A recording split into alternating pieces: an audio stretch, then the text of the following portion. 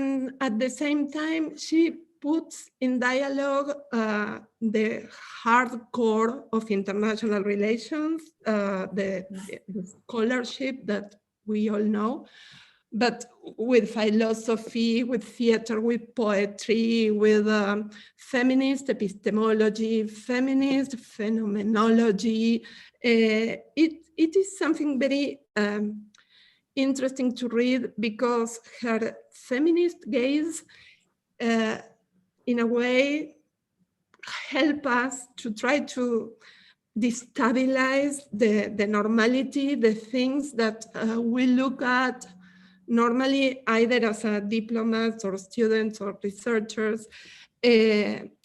Also her irony, I love that. It's very, it's very Argentine to read texts with irony.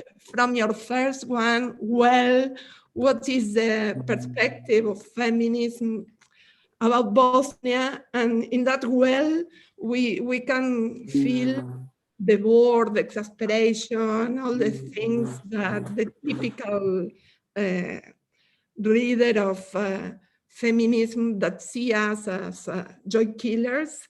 And so I invite you all to read Marysia, because it's a very challenging and interesting perspective. And well, on the most formal point of view, Marysia works at the intersection of international relations, feminist theory, queer theory, epistemology, as I told you. But this is my point of view. You are not the typical standpoint theorist, neither the postmodern, neither the structuralist. So it's difficult to put you in a slot. And yeah, and for us diplomats, I mean, that we are working in the, policy making, it is even more challenging and interesting. But well, on the other hand, Marysia has published 7 books, 50 articles. She has, her research has been supported by the most established institutions here in Britain, the British Academy, the Royal Society of Edinburgh, the Carnegie Trust for Universities in Scotland, the British Council, Chatham House. And she has received many awards. The most recent one, the International Students Studies Association awarded her an award, sorry about the, for development of critical international relations. And she's the first British scholar to receive that award. And well, I'm hearing myself saying all this, and it is as if I had to validate Marysia, and I realize that I am falling in the same trap that you describe in your texts about using the same methodologies or the same institutions to put a critical perspective, but we don't have the language yet to speak about those things. So basically, thank you very much. Thank you all for coming. And also letting you know, as I told you before, that this is a mixture of people that are students, researchers, diplomats. I can see professors as well, people from the University of Buenos Aires, but also from the Universidad de Cuyo, and well, colleagues from the network of diplomats. So, well, thank you very much, Marysia, and I give you the floor. Thank you. Okay. Gosh, well, right. Thank you very much for those 2 introductions. Yeah, actually, just picking up on what you said, Alessandra, before I start, the award, the Eminent Scholar Award from International Studies Association that I got. It's in the Feminist Theory and Gender Studies section. And it's an award that the ISA, the International Studies Association, had been doing forever, you know, for 30, 40 years or whatever. But when we started the section, the Feminist Theory and Gender Studies section, some, gosh, 25 years ago, we had a big discussion about whether we should have an Eminent Scholar Award because of that. Well, it's just doing what the, you know, what the men do, you know, or what the tradition does, you know, what the establishment does. But we decided we had to, you know, it's that balance, you know, I mean, what can you do? And so it was a problem. And of course, I was enormously grateful to receive one, you know, so this is where standpoint, the mentioned standpoint comes in. We're kind of like this a lot of the time. But yes, so that was just a little bit of background on that and the dilemmas that still go on.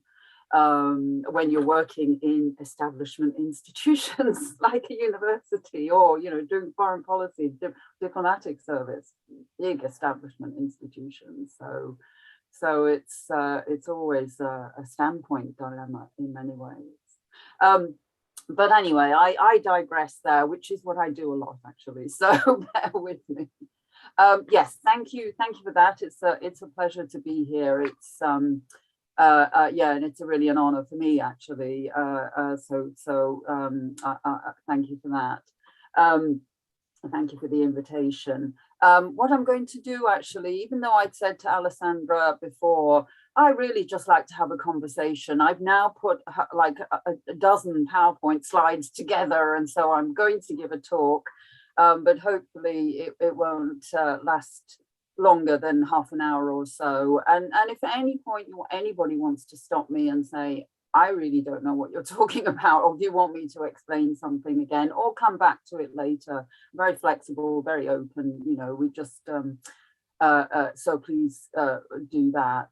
So I'm gonna share my screen and I think it works. So I'm just going to check.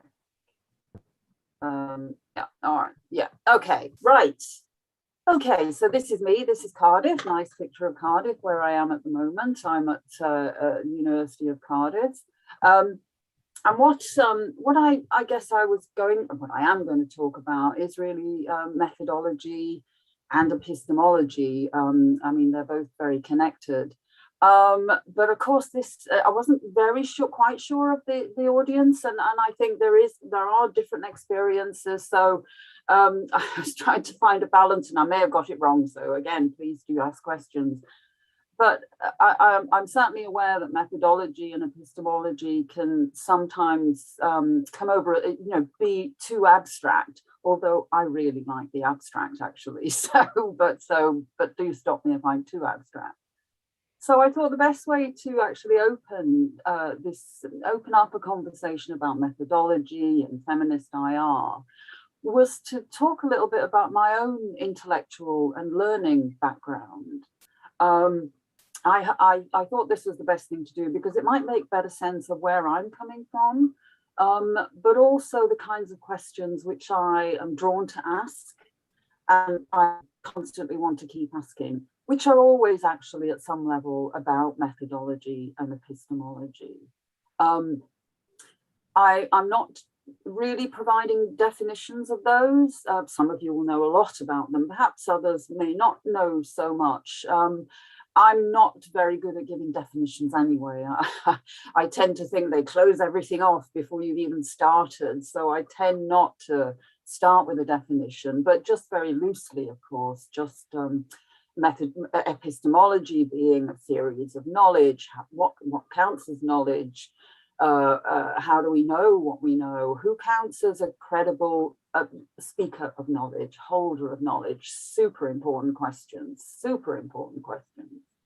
A methodology for me is really how we make sense of things, what it is we put together to make something make sense, or make nonsense, of course. So what it is we put together to make sense. To me, that's the bottom line, if you like, of what methodology is. And so those, just by way of opening up with a loose definitions there. So as I say, I'm going to start with a little bit on my background. I hope it doesn't become too much of a life story. I felt it was going that way, but bear with me on that one. So I'll talk a little bit about that to open up these questions about methodology. I mean, particularly related, obviously, to feminist IR. And then I'll say a little bit more about some of the pieces I have written to, again, open up a little bit more questions about methodology. Okay, so am I going here? All right, so I think I'm always trying to explain myself to myself, so I do tend to start right back at the beginning. I'm not going that far back. I guess I'm known as a feminist IR scholar, which I'm very happy to be known as, but also that I'm positioned in the discipline of international relations. Though my undergraduate and graduate education were not in IR at all. I think I did a couple of modules or courses in my undergraduate degree. I haven't done any IR in my graduate education at all. And I think that kind of matters in how I perhaps can be freer in some ways to pursue the questions I want to pursue. My PhD was actually on feminist theories and reproductive technologies. The empirical site or focus there was prenatal screening. But I had no feminist advisors, no feminist teachers.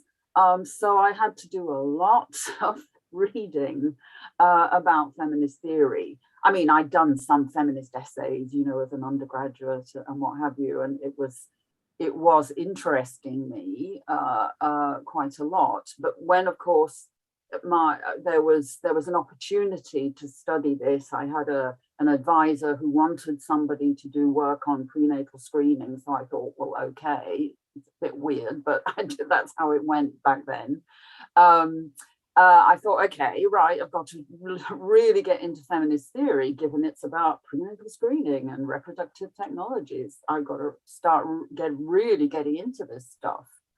And so I did. Now, this was in the 90s, in the 1990s. And then there was, in Western academic feminism, there was a major debate going on, which, to simplify, was really about a debate between modernism versus postmodernism. The key, to simplify again, forgive me for simplifying perhaps a bit too much, but to simplify this debate, the key issue, the key contention was that the postmodern approach around the subject, woman in this case, that the subject was a fiction, no foundations, no essential core to woman. Now, for modernist thinkers, which then I included liberals, socialists, Marxist feminists, radical feminists, this was a major political problem. Or there was a major political problem with this position, this postmodern, post-structural position. And this political problem was encapsulated in the question, if woman is a fiction, then what could possibly count as a credible political ground on which to claim rights for women? I actually don't think this debate has gone away. It doesn't have the same form now, certainly in Western academic feminism. But this was a huge debate in the 90s and became very, very important for me in my PhD. I took a very clear position. I did back then. I took a very clear modernist position in this debate early on in my PhD. And perhaps indicated by the title of a piece that I wrote a long, long time ago, The Debauching of Feminist Theory, the Penetration of the Postmodern. Oh dear. I mean, I think that you can kind of see what I was getting at there. And I really kind of thought, oh no, this is a terrible masculinist penetration of feminist theory. We can't have it, we can't have it. But as I read more and more about different feminist versions of the subject, of knowledge, of credible knowers. This is a big thing for me, of credible knowers, people who can become a believable speaker of knowledge. I could not produce a single straight story, a feminist story about prenatal screening, however much my social policy type advisor wanted me to do so. I could not do that.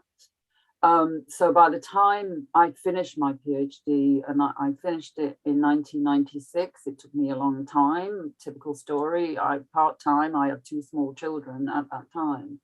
But by the time I finished my PhD, I did not hold this modernist position that we had to hold on to that ground of woman in order to make political claims on behalf of her. So what I ended up doing was writing about all those different feminist stories. A liberal feminist story, socialist, Marxist, radical, postmodern, about prenatal screening in particular, and about reproductive technologies in a larger frame. I just wanted to see where they got me and on what basis those different stories were different. That I spent so much time doing that. But so at the end of it, I was much less interested in telling a story or stories that ended up about prenatal screening. My focus and central interest was on the telling of those different feminist stories, and crucially, why and how those differences matter. So I was very, very immersed in feminist theory I'm still there at some level. I turned the PhD into a book, as one does, and amongst the conclusions in that book actually was that even though it was, at that time, and still I think in many ways, if we're using that typology, liberal, socialist, Marxist, radical, it's less popular these days. I concluded that there actually really wasn't that much difference methodologically and epistemologically between liberal, socialist, Marxist, and radical, but that postmodern feminisms did radically differ methodologically and epistemologically. So that was one of the conclusions, but also that postmodern feminism could provide a politics for feminism. But this was always going to be a politics of uncertainty and destabilization. So, for example, going back to the question of woman, which is always consistently, persistently a huge question for everybody, whether that's us just as individuals, but clearly for policymakers and for institutions writ large, small and large. There's always, if not explicitly articulated necessarily, but what woman is or what woman is supposed to be or do is always a question. And I'll come back to this again. But in the book, in that book of the PhD, Feminism After Postmodernism, although we're never after really, to think about the politics of undecidability and destabilization, I bring in Lucia Rigore, who I use as a kind of methodological, epistemological muse. I still do. I still go back to her for a kind of inspiration, not necessarily for the detail of what she's saying, but as a kind of inspiration to just think a little bit more wildly, if you like. And so in the book, thinking in the book of the PhD, trying to think about the politics that postmodern feminism can offer. I quote from Lucia Rigore, and I'm just going to read a little bit from this. Try to go back through the names they've given you, all those names for women. When you stir, you disturb their order. You upset everything. You break the circle of their habits, their knowledge, their desire. Now, of course, there is presumably patriarchy or men or a mixture of both, and it is easier said than done to disturb that order. But in a sense, that's kind of where I always want to be at some level, and it's easier perhaps for me in my position than it is for many others. But I think that the idea of disturbing and destabilizing as upsetting is actually really important, and that's where I was certainly led towards. So as I say in the book, thinking about the politics of disturbing and destabilization, but another key political question running through the book was this one: in the face of what is, what shall we do? What should we do? A classic political question. But of course, asked all the time in the face of what is. Do we build new roads? Do we have a new health policy? Do we have a new foreign policy? Do we arrange to feed poor families? Political decisions all the time, in terms small and large, in terms of in the face of what is, what shall we do? And as this day, the 25th of August, the global pandemic faces us still. In the face of what is, what should we do? And of course, what's happening in Afghanistan, just two clearly major issues on all our radars at some level, in the face of what is, what shall we do? But how do we know what is? This is the question which is so important. How do we know what the is? And sometimes the language gets a bit convoluted there, but how do we know what the is? Perhaps a better question is, in the face of what we do, what becomes? So for me, it's always kind of twisting the question a little bit, which is important. But I thought I'd just have a brief, given I mentioned Afghanistan, and it's on so the top clearly of so many, certainly political and media agendas, I just wanted to pause a little bit, because when I'm thinking about the idea of what is. We find out what is in so many ways, whether that's through words or, but so often more recently over the last decades, the visual has become so much more significant, and clearly the visual, as it's kind of filtered to us and fed to us on social media, and the speed of it, of course. And so the visual in terms of telling us what is becoming more and more important, I think. And so I just, and I'm happy for people to sort of come in here, or we can come back to it. There are so many images on social media, but of course this one is taking people's attention, and there are lots of other images. And I was taken with it for obvious enough reasons, although are they obvious? But I was also taken with it because, or taken by it because of the comments, some of the comments attached to it. And one of them was about feminist IR, actually, by someone I know in Britain. I did not respond. And the comment was a disparaging comment, which was about something like, oh, how many feminist IR articles will we have now about women and babies, or something like this, and ignoring all the kind of colonial imperial issues going on. I noticed it, of course, and of course, what that is raising at some level are complaints about feminist IR, which are increasing in many ways. And a complaint being that so much of feminist IR has been white and middle class. And I don't disagree with that, actually. And also has ignored, the history of colonialism and imperialism, which, feminist IR may well be part of in some ways. So I'm always open to these criticisms. And when I say, you know, I'm feminist IR, I'm also critical of feminist IR. But still, I'm still fascinated by this image and what we will read of it and what it does mean. I mean, here we see presumably women soldiers, we're probably making that assumption, and the babies, we assume this is in Kabul airport, and we hear stories of babies being thrown over the wall by desperate families trying to get their children out.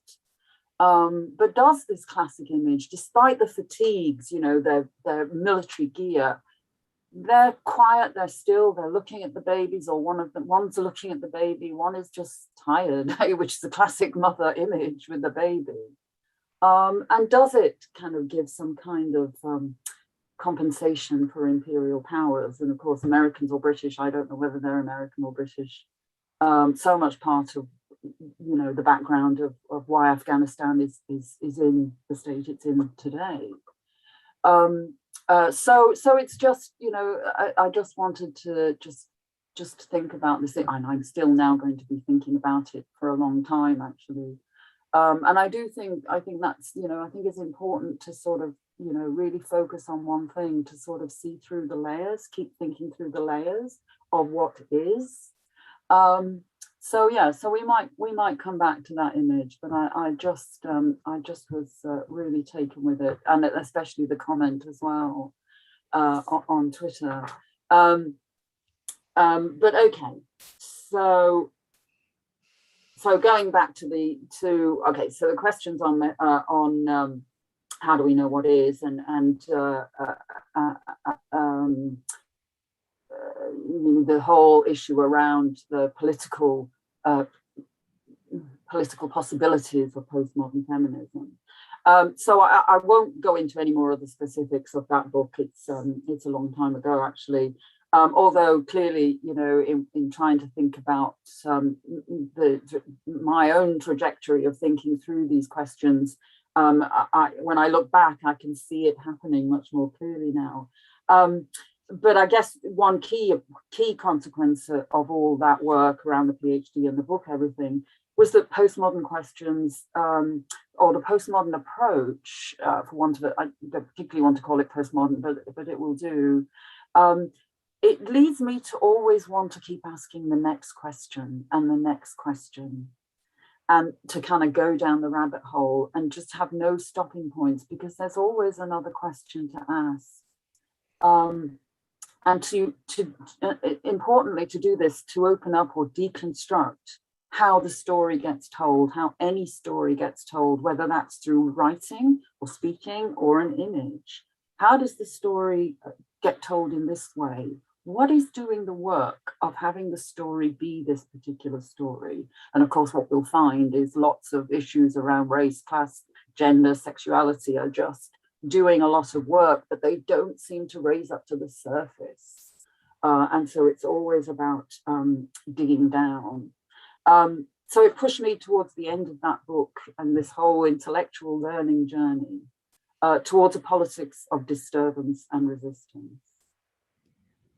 I've started with these comments, both to give you a sense of where I'm coming from theoretically, and also to kind of explain it to myself. I think I always kind of need to do that.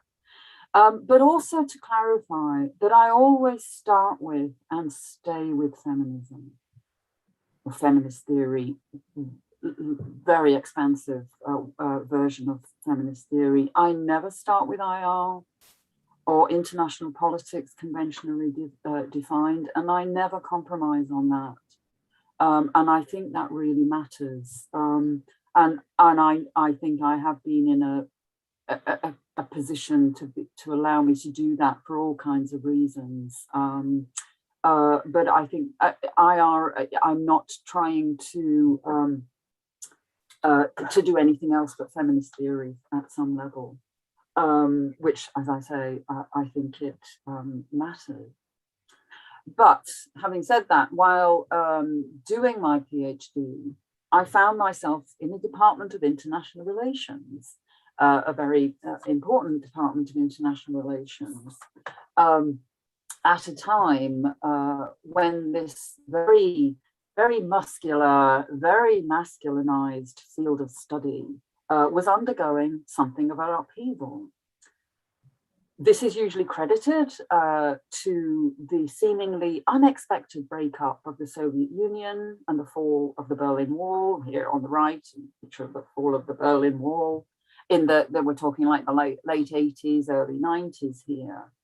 And when I say this was all unexpected, this really means, or it did mean, that this breakup of the Soviet Union or fall of the Berlin Wall, it kind of seemed to happen overnight in a sense, clearly didn't, but it had not been predicted by those dominant theories and theorists in IR. And I understand a lot of you know a lot about traditional IR, and of course, you know, there's the whole kind of realist tradition which dominated for well, right from its, you know, supposed beginning in 1919 after the First World War, and a kind of dominance of the very realist position. And but they did not predict this major global event, and so it kind of opened the way for these modern theories to come in. Even though, when I'm talking critical theory, postmodernism, and of course feminism, I mean, these theories had been around in sociology, for example, for a long time, and other subjects. But IR, very muscular, very masculinized, was very resistant. But there was a space at this point. There was a political and intellectual space, and an institutional space. It's quite interesting how it just, you need these little holes, and then all of a sudden something can come in. There was a space for these new theories. And I found myself right in the middle of all of this for various reasons. So fast forward, more or less 30 years or so, it is such a long time. So much has been written on feminist IR. It's quite unbelievable at some level how much has been written on feminist IR. I mean, in many ways, feminist IR is super successful. So much publications. The Feminist Theory and Gender Studies section at the International Studies Association is huge. Loads of panels. And lots of successful authors and writers, of course. One does have to question how much it's altered the discipline, though. I mean, this remains a significant question. But having said that, still, since those early days, so much has been written. And even though this book is like right at the beginning, Bananas, Beaches and Bases, Making Feminist Sense of International Politics, Cynthia Enloe, who I know has spoken to your group, I still would single out Bananas, Beaches and Bases, then and now, as massively important. In some ways, it's the questions that she gifted us. I mean, they are gifts, these questions. In Bananas, Beaches and Bases that remain key. And I use them all the time. And I think they're really interesting, these questions. Where are the women? What work is gender doing? What work is masculinity doing? And why does, this is my question really, I think, why does femininity seem much less important? I mean, it's a significant question and I don't think these questions that Cynthia Enloe offered to us, and say lots of us use all the time, they don't dictate methodologically or epistemologically what you have to do, which is another reason I really like them. And it's also, they're at the center. It's not, you know, let's think about, you know, climate change and think about, well, hang on, we'll ask about gender later. No, it's gender, it's the center. It's always got to be at the center for me, always at the center, easier said than done. But that is crucially important. If it's not at the center, it will be relegated. It will be compartmentalized away as not the important thing, as an add-on. So that to me has always been super important. And of course, I did use these questions, and I know that some of you may have read this piece in International Affairs. Well, what is the feminist perspective on, at that time in '96, I think, it was Bosnia. Actually, I was invited to write that. That's the only piece I've ever been invited to write by an actual journal like that. And so that was indicative of the time, in the sense people in 1990s, it's like, okay, they're all wondering what kind of this novelty of feminism is. And it was something like, oh, it's a bit of a novelty. Well, let's see what they have to say. And so I wrote this piece. And of course, it could be on anything. I mean, then Afghanistan, my goodness. And actually, what is also very interesting is how much more now could be written on an article like that on Afghanistan, how much more one would be able to say, given the wealth of work that's been done. So that is great. And actually, international affairs is quite good at publishing gender stuff. Now, in that piece, I did write about human rights. I wrote about reproductive rights, poverty, war, of course, all through feminism. I also wrote some things about former Eastern Europe. Poland was the example there. And of course, we could contemporarily write about Poland in terms of problems for women, for gender, for non-normative sexualities, or Hungary, or of course Brazil, and very many places. And there is something really interesting about temporality there, and this idea of linear progression. It's like,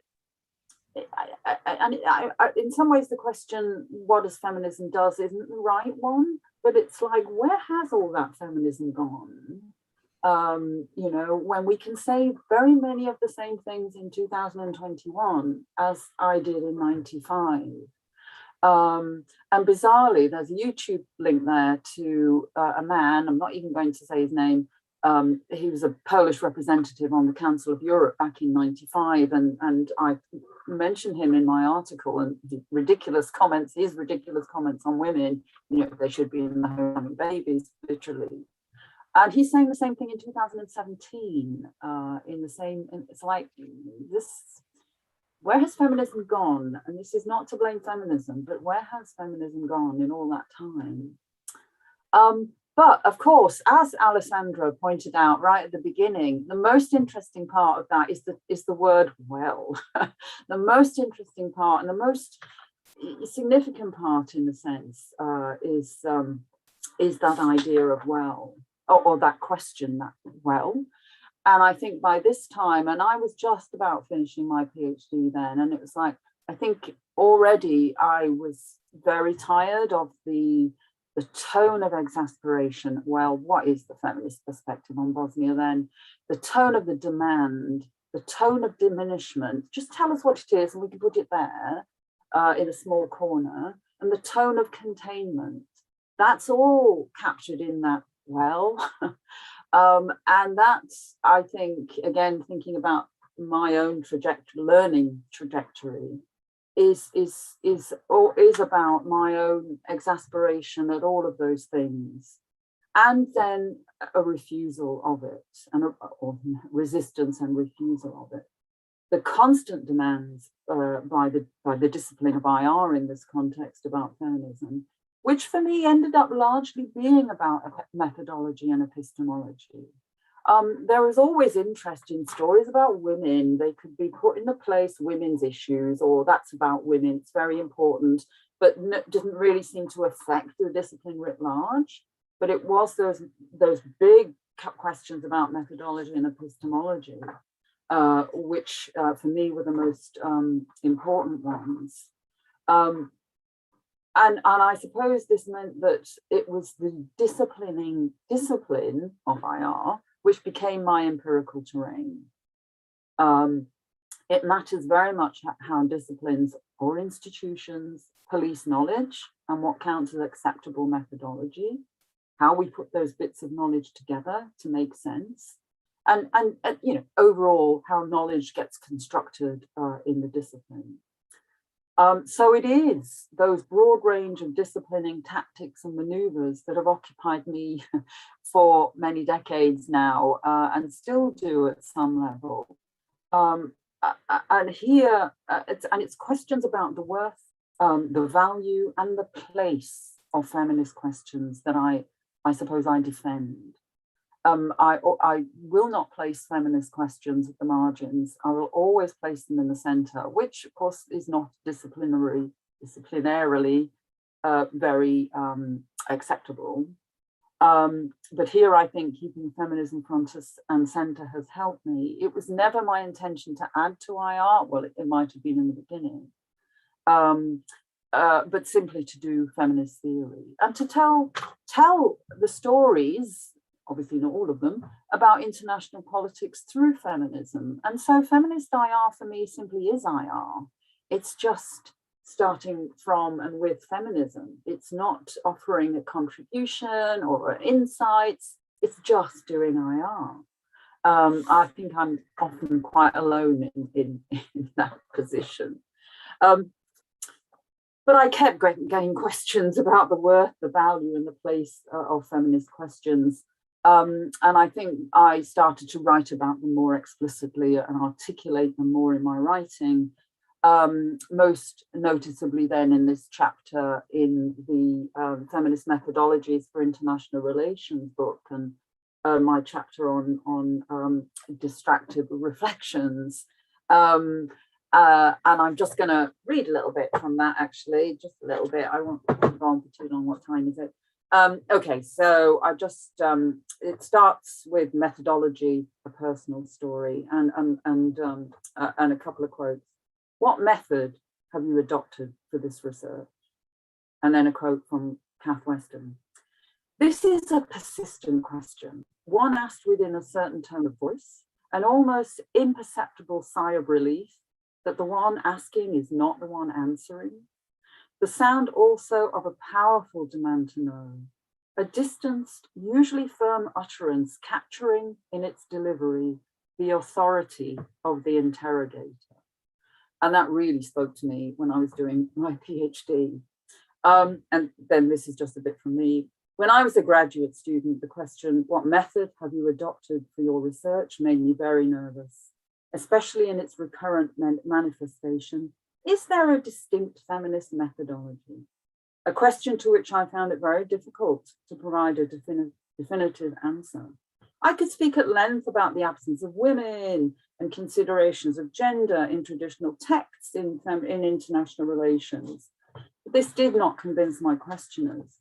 What was it they wanted to know that made feminist methodology manifestly different from other methodologies? And was that difference sufficient to justify it as a legitimate academic research in the discipline of international relations?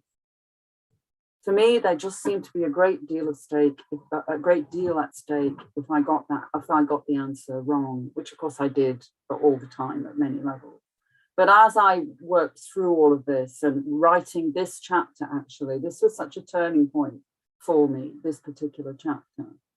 I really go back to methodology and just a little bit here from the chapter. Methodology, the ology of method. It's a hard word, a scientific word. It suggests problem-solving solutions and advice in the service of delivering better accounts.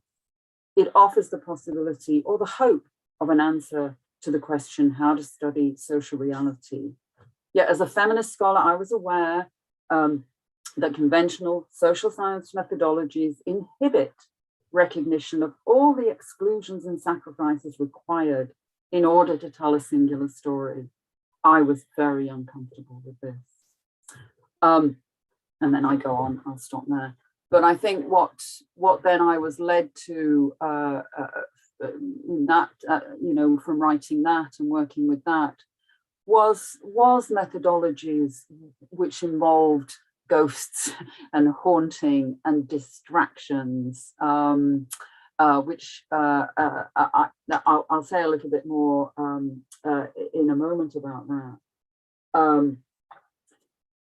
Well, yes, I will just actually say a little bit more about one of the pieces I wrote, which really used this idea or this method, this technique of haunting and literally, almost not literally, actually searching for ghosts of something that you feel is there, you can't quite track it using, you know, regular kind of methodological tools.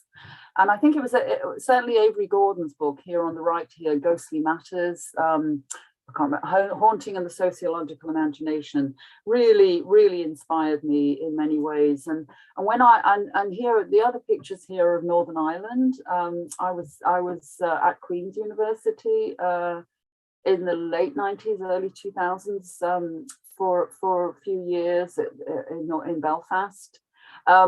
Such an interesting society, of course, you know, very, this was after the Good Friday Agreement, so, you know, but still huge issues around the Troubles and the two communities, which always intrigued me that there were only two, and that everybody was kind of subsumed under those.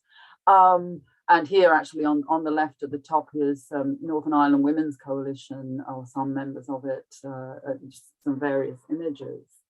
But working with this idea of tracking those kind of ghostly presences of gender, usually, or race, or the forgotten, the discarded, which don't even seem to appear in a text, but they're there. But how do you find them? How do you track through them? And this is where the kind of going with these kind of almost like the feeling of there's something in the room, or there's something like a ghostly presence. It's kind of, I find it quite hard to describe at some level. But to give you one example, don't read all through this, it's too many words on one screen.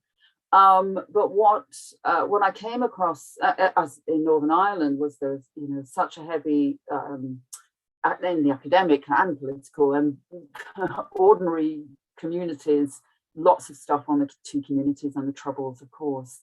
But in the academic setting, I was quite interested in the dominance of certain authors in this is more in the political science as opposed to IR discussions around the Troubles. And there were these two men who were major authors, really dominant in the field, and still are, I'm sure.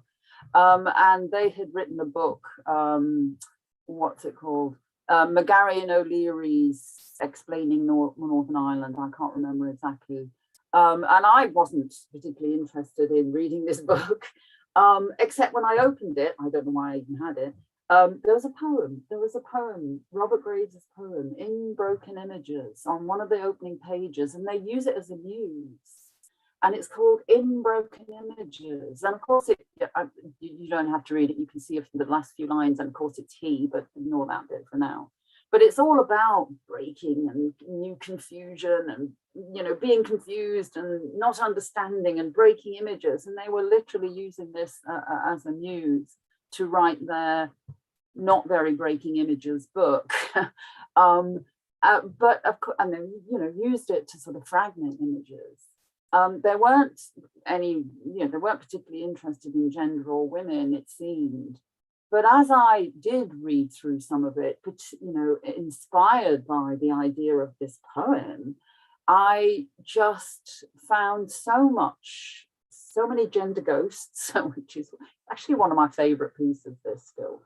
So many gender ghosts in this book. And it was just in the odd throwaway line and the odd thing in brackets. And it really was a very useful exercise for me to actually work with haunting as a methodology and to go with the distraction and to go with the feeling. And just a quote from Gordon there, in haunting, organized forces and systemic structures that appear removed from us make their impact felt. We know it's there. In everyday life that confounds our analytic separations and confounds the social separations themselves. So the post-foundational, postmodern task, the deconstructive task, the feminist deconstructive task is to rethink those analytic separations and to discern those forces and structures that appear removed from us or appear as if they're not there. Easier said than done. So I am just going to come to an end here. I just thought I'd try and wrap up with a few concluding lines here. wanting to always keeping feminism front and center. I've been lucky, I think, in some ways. My own move from modernism to postmodernism, this is not to say I don't draw on particularly radical feminism in many ways. Absolutely, I don't actually like to separate them all at all, although I don't like liberal feminism, I suppose. I've shifted the form, style and content of questions, and I ask less why questions and more how. How did the story get put together this way? What effect does this story have on women in particular? And what gets put together to make sense? And what are we allowed to put together to make sense? And here back to this hauntology, this kind of thing. What is it that's lurking and you can feel it like a poem and you think, well, this doesn't make sense. What is in that throwaway remark or the silence? We are methodologically supposed to ignore it in regular social science terms, but I suppose it's don't ignore it because it's doing work. It's always doing some work. Okay, I think that's enough for now. I do have a picture of my most recent book, but I'll just leave it up there. It's a while ago now, actually. I need to write another one. Yeah, so thank you very much. I've gone on far too long, I think. Please do feel free to ask any questions. I'll stop share now so we can see each other. Yeah, here we go. Okay, right. Thank you very much, Marysia. It has been really interesting and really, well, I have a lot of questions and things to say, but I prefer that people can ask you questions before me. Marysia, I wanted also to thank you, and because I know by experience that people take a little time to start with the questions. I wanted to ask you something because I was hearing you with a lot of attention, and with all the things you said about looking through the layers and not doing IR, but doing feminism and asking how and not why. What I wanted to ask you is if you can help us to think or to reflect or to distractedly reflect on the fact that we are here in the South, or the so-called South, and our perspective is like very different from the feminists that are in the North. And like the category of women, we here have been called a lot of things, like periphery, the decolonial, post-colonial, South, underdeveloped, post-developed, and all those categories as well has been put like issues or contributions from the South. And when you start like thinking from the feminist standpoint or feminist epistemology, you start questioning everything. And I don't know if my question is like very focused, but I wanted to ask you or request you if you can like reflect from that point of view, because I feel that as obviously you're speaking from the UK, but you're speaking from Wales, which is something very different. And you have mentioned Belfast, and London is another different thing. And I don't know, maybe it's like a distracted reflection as well. Gosh, yes. Actually, I've just got this from Marina to leave the last slide. Do you want me to put the last slide back up? Where's it gone? There you go. I can leave that up there. Yeah, just yeah. Maybe, Marysia, if you can put the whole screen, like, I think that you have to put F5, so as to... Or just go on, yeah, where am I going? Yeah, sorry, Well, hang I on. don't know if it is possible. I don't want to complex. Yeah, no, it's, if I just do it that way, that's slideshow. Okay, let's do it that way. There you go. Is that better? Yes, I think so. Okay, right, yes. Yeah, Yes. Yeah, okay, that's fine.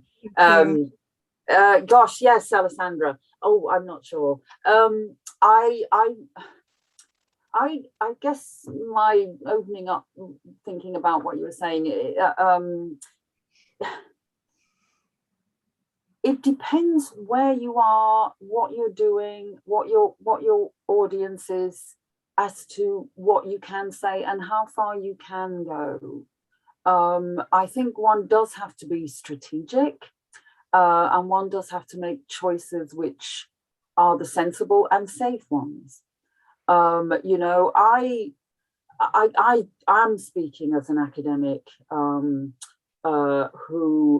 you know, who has been able to sort of move in this trajectory. I mean, again, partly because I started out, you know, whenever it was, you know, the early 90s, and it was a whole novelty then, and so everybody wanted to hear about it. And then I have been able to sort of move forward and write these, what for many of my colleagues are just weird things, and certainly for my traditional colleagues, I think it's probably all a bit mad, and I have been able to do that. But you know, I don't think if I was in, I certainly don't think a lot of my more junior colleagues can ask these kinds of questions in their work now. Or take quite the same approach. But also if I was, you know, working in an NGO or, you know, with a women's group downtown, these aren't necessarily the questions that I would then say are the important ones. You know, it really, really depends. I mean, for me though, I guess, because I suppose I do think in some ways part of a university, the job of university work is to keep pushing at boundaries and to push at opening up thinking. I do think that is part of the job, however much the neoliberal institutions want us to just offer a nice, neat package, whatever it is, to make more money for something. I mean, I don't think it's, you know, it's certainly in this area, it's different for different areas, of course. But you can't do that in different institutions, different parts of the world. You know, I mean, I've written recently about, for example, sexual violence against men in global conflict. And, you know, what I was finding really interesting about that in the academic debate was this whole kind of issue around, it seems to be sexual violence against men is being written about, and I am simplifying again, as it was worse than sexual violence against women, as if sexual violence against women is like, well, it's always what happens, you know, whereas for men, there are a whole host more different things that occur, which is true because of the way masculinity works. It is.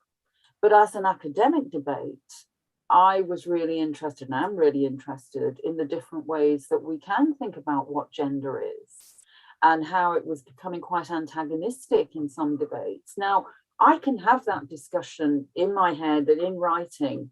I wouldn't necessarily have it on the ground when we're trying to deal with, you know, some organization trying to deal with men who have been the victims and need help. So it really depends where you are and what you're doing, and you do have to make strategic decisions, I think. I suppose that's how I'd start thinking about that. Does that get to something of what you were thinking about? Thank you. So, but I was following you, and I think also that I have read that you say, and it was very surprising also for me, that not necessarily policy making or feminist activism has to be related with academy or with scholarship. So for me, you know, in my head, but because maybe I believe that it should be an intersection of all that. Right. It was like very strange to hear that. Then you clarify, so maybe you can expand on that. Right. Yeah, no, I think I sent you that piece that my colleague Elizabeth Brugel in Geneva, she'd written something about my work, and she started it with some question she asked me like 10 years or 15 years ago. It's like, what was the relationship between the feminist movements and you know, the work I do or academic work? And my answer is there isn't necessarily a relationship at all, because it isn't then, I don't think, of whatever's produced in a university or higher education. It isn't necessarily for, I want to say the feminist movement, but you know, what is the feminist movement? It depends again, you know, if you're working in sociology and you've got, you know, your social movements, then there might be a clearer connection and you might be working with particular organizations. But I suppose it's because I do deal in the abstract and the work of words. And I mean, it can sound quite ivory tower, I suppose. But it isn't. I mean, it is in the sense of, well, no, I'll stay with it isn't, because I'm just an ordinary person and I'm doing this in my home or in the street or in a shop or in the doctor's surgery. You know, I'm not obviously in quite the same way, you know, but I'm always doing the same thing, you know. I mean, I'm always now, you know, especially as you get older, you know, you go to the doctor, are they just going to treat me as if I'm stupid, you know, because I'm a woman, and you know, and it's all of this. So you're working with these things all the time. So it's words, assumptions, you know, archives of sexist knowledge or patriarchal knowledge, which any doctor or shop assistant, you know, holds, we all hold at some level. So yes, so I don't think there's any necessary connection, but there are lots of strong connections at the same time. Thank you, Marysia. I don't know if somebody else wants to ask something, or you can write on the chat box. I got the chat box. Yes, we are not and I can a lot of people. English. So yes, maybe we can help with English, and maybe if anyone want to open the mic and speak, it's welcome too. But what anyone wants, or if not, I will ask you something. I think that as you were talking, and when we were reading your work, this image about the ghost, or about how the distracted thing, or a way of thinking about women in IR was really interesting. You know, there is a question that follows me after that is how to make that visible. No, in politics, not only in, well, the thing that I am really interested in how to, as Alessandra asked you, how to translate those work into politics, no, in action. And I think that, as we told you before, here in Argentina, there is a lot of a big movement, a big feminist movement that is beginning to speak with academy, but is until now they have taken a different path. Now, and I want to ask you how to make this, how to make those branch speak, or how to make less ghostly the presence of women in international relations. Oh gosh. Well, I don't expect you answer everything, but to give us some clues. But in some ways, isn't it what people are already doing? In some ways, isn't it what, like, lots of women in the feminist movements in Argentina, and I don't know a lot, I know a little bit, but not a lot, but isn't it what people are already doing at some level? I mean, that's another thing, I would say about that connection or disconnection between academia and, the real world, as it were. I mean, academia traditionally, has this sense of, we're doing big theory and we're constructing all this theory, and maybe I'm doing some of that.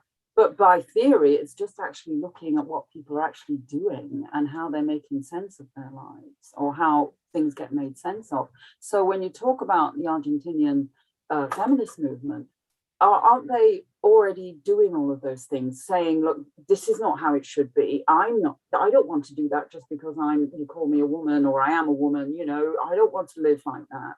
Or we shouldn't have this violence. I mean, so in a sense, it's already being done. It's more about keeping doing it, I suppose, but more about holding the permission to do it at some level as well, keeping that permission that it is right, because we're all living in, patriarchal societies, but differently around the world. And I think the weight of that, when there's a resistance, like the women's movement, the feminist movement in Argentina, it's the constant weight of resisting, which I think then pushes people back to think that they're actually not doing all of this challenging and looking for the ghosts. They don't have to call it, haunting or spectral secrets. That's just kind of a way to write it in academia, if you like. But in a sense, I think people are already doing it, but it's more having the energy and the self-permission to keep doing it under all the pressure and the exhaustion of it all.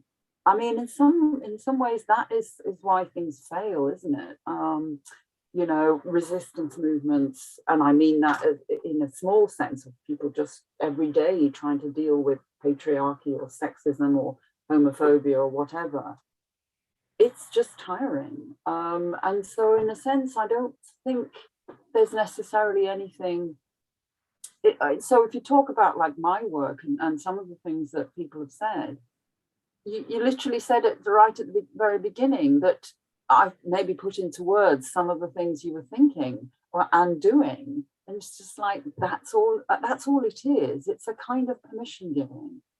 In a sense, I think that's how I've always, or sometimes, thought about my work, especially in the field with more junior scholars. It's literally just, it's permission giving to do what they're already doing, but the resistance of patriarchy and all the rest of it just pushes the thought out of their heads, if you like. So yes, I don't think there is a major thing to be done here in terms of translation. Like I think it is just already being done at some level.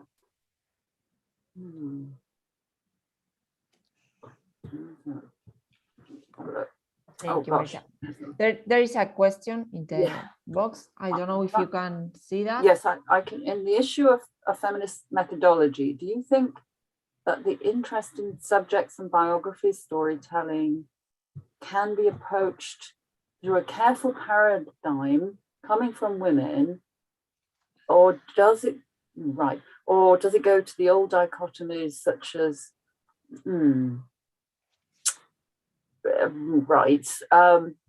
okay, just let's go through this again. So I'm just going to go through, trying to work through some of this. Do you think that the interest in subjects and biographies, storytelling? So when I talk about stories, I'm not talking about biographies. I'm talking about really anything really, but like for example, a story about what's happening in Afghanistan. It's, when I say stories, all we do is tell stories, so it could be a foreign policy document, it could be a PhD, it could be a climate change policy. That's a story. That's what I mean by stories. It's everything. We're always telling stories. And I use the word story because it kind of invokes all these ideas about the assumptions that go into any particular narrative about the world, whether that's just a narrative about, you know, your personal life or what's happening in Afghanistan or anything else. So I just wanted to, I suppose, to make that clear, that storytelling is not about biographies, it's about narratives generally, political, social, cultural. I like to think of them as stories, because then we can maybe pick them apart more easily, rather than thinking of them as truth or fact, you know, or a scientific, you know, statement. It's just a story. Let's pick it apart. Let's see what this story is telling us. So I guess I just wanted to make that clear. I'm not sure what a careful paradigm is. Careful paradigm coming from women. Yeah, no, I'm not quite sure what that means. But just to, I suppose, pick up on this old dichotomies thing, such as sensibility, rationality. I mean, it's a dichotomy that still exists massively, that kind of dualism, which is so gendered. It is still, you know, it still appears very strongly in all of the stories, all of the narratives, whether that's on foreign policy, climate change, whatever. So you should, that's really a good way to think about these little ghosts that are hiding. There's always a gendered dichotomy doing some work somewhere. And the idea, you know, you do have to pick through that. So I'm not quite sure. I think I've tried to answer some of it, and you say, okay, understood, so that's good. But yeah, so I'm glad I'm being able to clarify that and what I mean by stories. It's just a way to, you know, kind of make it more amenable to deconstruction, you know, because you get these scientific reports and you think you can't do anything because you're not a scientist, you know, and actually you don't necessarily have to be criticizing particular aspects of scientific method, but you can pick through it to find gender. Marielle, I think you have your hand up there.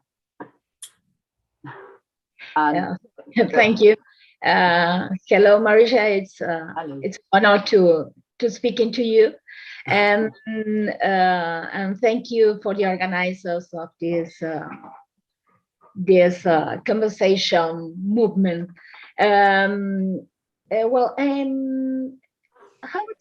How it is possible to talk in science that had a patriarchal paradigm? Because it's a sometimes I'm feeling that we need to dialogue with a man, and we need to found a place to talk with them, or that them try to listen us. And it is very difficult when you have a science with a masculinized lenses. So it's very difficult to find a dialogue between a vision, a universal vision about the science and the things and the unique truth. And when in feminism, we have another vision about the pluralism, about the perceptions, about the interpretations, and so on. I've kind of lost you on my screen there.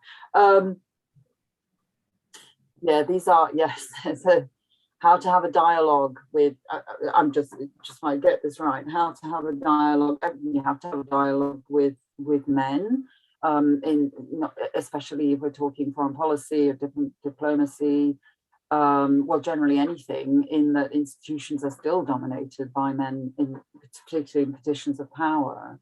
So one is never going to avoid that. It's a constant dilemma of how to have the dialogue, for example, in particular in scientific communities, because it isn't just about men or even about men at all, because of course women in these communities can still be Yes, of course. Yeah, accepting wholesale the masculinist methodology. Of course. I mean, look at I just think, politics. I mean, well, certainly in the country I'm in here, well, the UK, the whole country, you know, British politics, it doesn't matter if women really, I prefer them to be there because, you know, it's not okay if they're all men, but women have to be feminists if they're going to make any difference. And this doesn't mean to say some men clearly can't be feminists. They can, absolutely. It's a way of thinking, which isn't necessarily tied to supposedly biological bodies. It happens to work out that way. But I mean, it's really the ways of thinking. So again, that's all a dilemma in a sense, because even though men are largely still in charge in many areas, most areas, women don't necessarily help when they are in charge. It's really, as you point out, really, as you're saying, it's the masculinized lenses. And this is where I come back to, I suppose, a question I raised when I was talking about, well, what is the feminist perspective on Bosnia piece?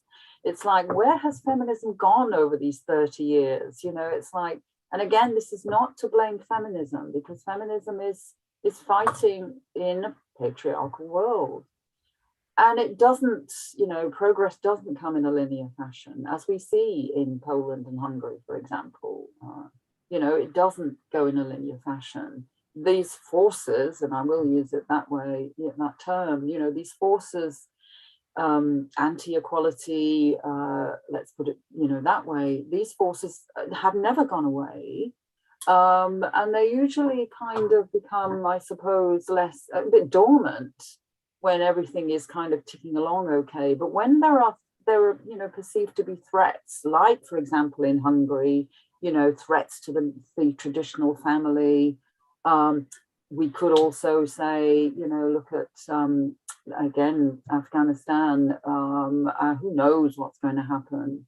But just, you know, the Taliban's perception of what woman is, again, back to this point of what a woman is supposed to be. And it almost like, if you think of Afghanistan, I'm slightly going away from your question here, I think, but it's all part of the same thing. You think about that question I raised right at the beginning, what a woman is constantly a minefield in which so often women aren't in charge of. And so we see it now. Women are in this liminal space in Afghanistan after 20 years without the Taliban, of, you know, as we understand it, you know, being able to go to university, do jobs, you know, be journalists, be politicians. And now, where are women? They are not. They are in a really liminal and very dangerous space, and we don't know what's going to happen really, and it's very worrying, of course. But I suppose then that just is reminding us really that the dominance of particular ways about thinking about women in that example. But go back to your question, Marielle, the masculinized construction and racist construction of dominant scientific narratives. In some ways, they haven't been dented very much, and so all one can do is keep going, which is a bit of a pathetic answer, but in some ways that's where I end up, and it's about a constant resistance, and which, you know, is exhausting in different ways, you know, for different groups of people. But yeah, you do have to talk to men in this sense. You can't. Well, although, you know, I suppose I have a friend, an old friend actually, who did in the 70s or something did take herself away from men, the world of men, and lived a separatist life somewhere, and she said it was lovely, but she couldn't keep, you can't just keep out of the world of men all the time. And as I say, it isn't about men specifically, but it's yeah, so it's a difficult question, and I will leave my answer there. Marysia, about thank you. About Afghanistan, I wanted to ask you some things, because we have been discussing about among our group of diplomats about this, and don't you feel that there is also a risk about returning to those images of victimhood and the West being the salvationist and women in need of rescue, and also the thing that because you said women have been without the Taliban for 20 years, what is absolutely true, but not all the women have been like that. And also, to think about the reasons why they have been without the Taliban, which was also a West invasion. So how do you, it's sometimes difficult to reconcile all the problems, because, you feel like you're not being feminist enough. But, there are a lot of issues on the whole problem of Afghanistan, and I would like to hear your reflections on that, if possible. Yeah, all of those things you said are so important. I mean, in some ways, I know I introduced that image, but just because I know I was going to give this talk today, and I was just wanting to reflect on it a little bit. But in a sense, I think it's a time, certainly for someone like me, who's an academic, as opposed to, working in diplomacy or foreign policy, or humanitarian intervention or whatever. It's just to take a step back, because I think, and just to be quiet actually for a while. I mean, I think that comment that that person made about that image and saying on Twitter, feminist IR, will just be coming up with so many articles on this, and that's true. It's like, oh right, it's almost like we can use this to write, and it's like, that's not okay. And that's why I think very hard about whether to use images or how to, not to rush to any, answers or thoughts. I mean, and which I have done. I think I'm doing it all the time in some ways, even in my comments on women and the Taliban and where they are now.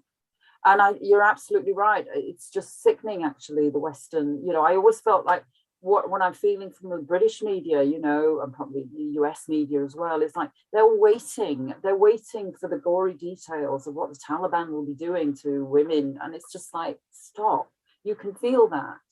And that's just ugly. And then you're torn, because actually it may well be true. And it's like, what about those women? So I think there is always a tearing. I don't think we should, I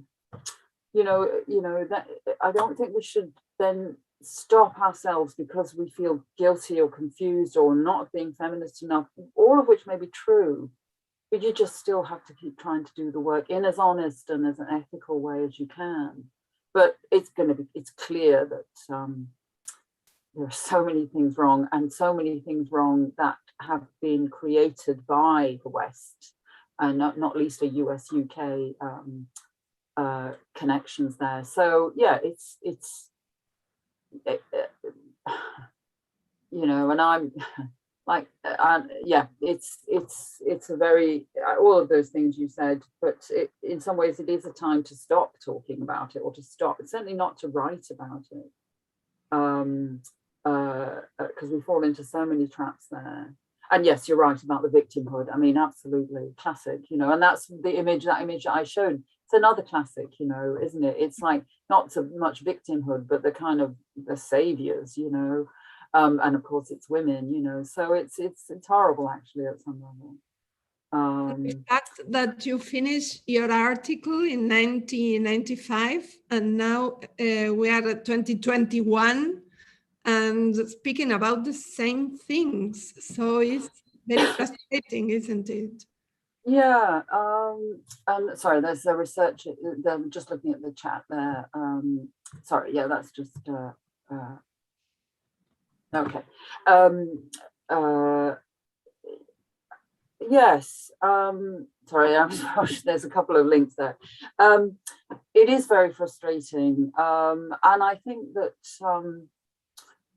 I think in some ways, in terms of that, well, then I start to think about feminism and, you know, how much we think we might, whether that's feminism in academia or in social movements, or the connections between both.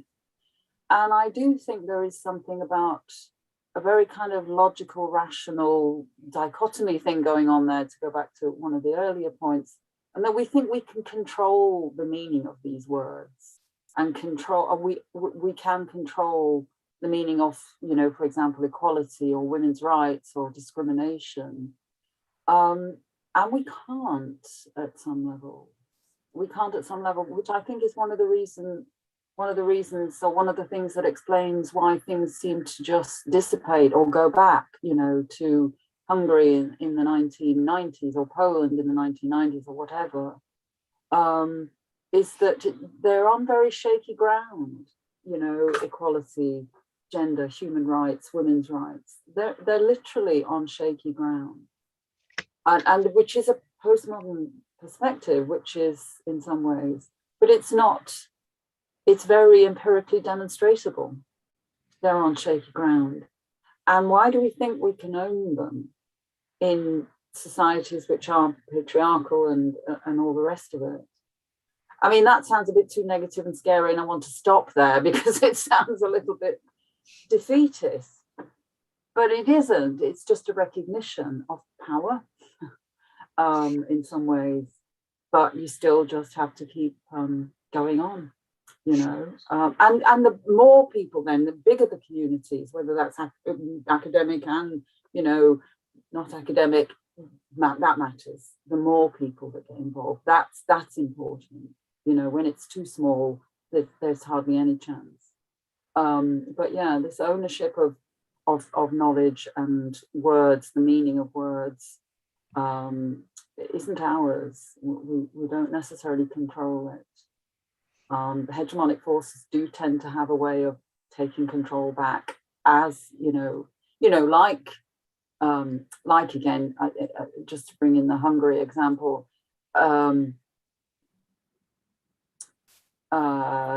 or lots of narratives around critical race theory in the US and in Britain.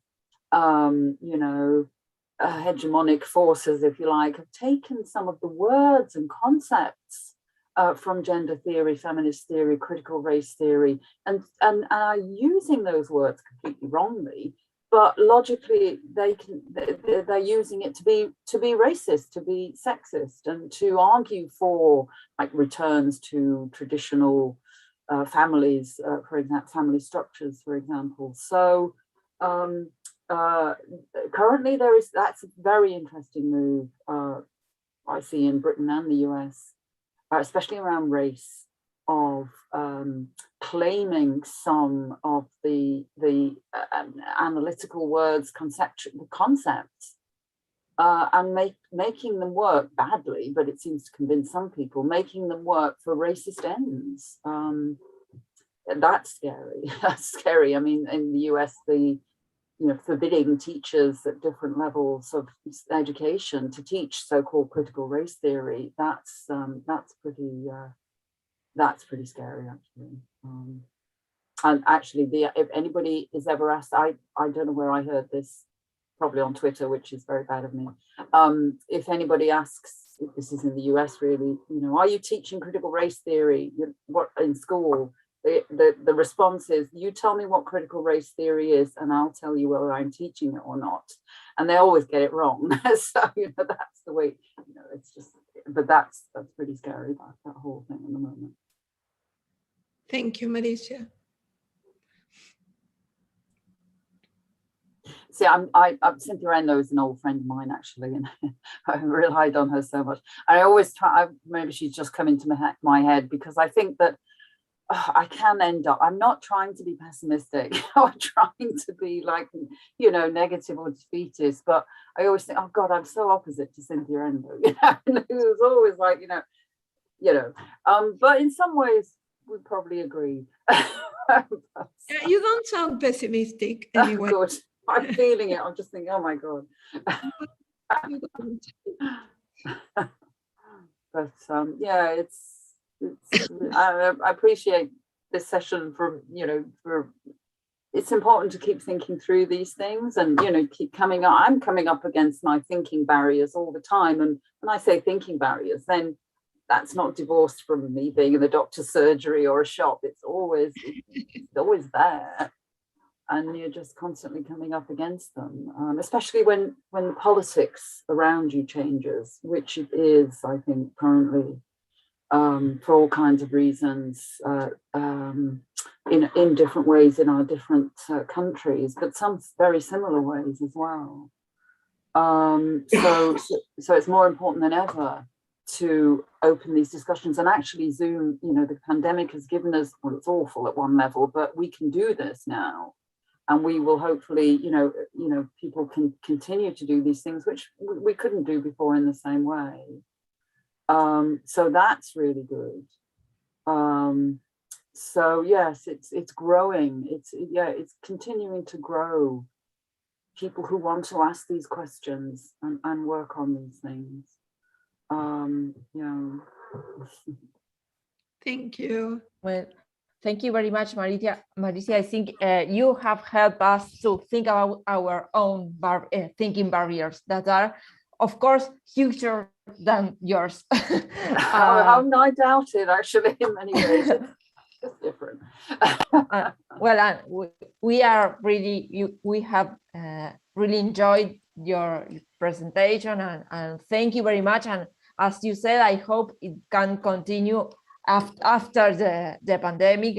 I think it has been a good thing about pandemic that allows us to have those sessions and those discussions, even when you know that our group is not all in Argentina, we are around the world, so it's really important for us, and it has been a really good thing that we can find in those places. Even I am watching to Mariel, that is not here in Buenos Aires, I think.